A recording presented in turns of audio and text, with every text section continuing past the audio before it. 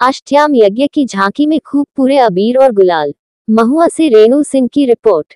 स्थानीय अनुमंडल अस्पताल परिसर स्थित राम जानकी मठ पर आयोजित 24 घंटे की अष्टयाम यज्ञ की समापन पर सोमवार को भव्य झांकी निकाली गई। इस मौके पर महिला श्रद्धालुओं की काफी भीड़ हो गई।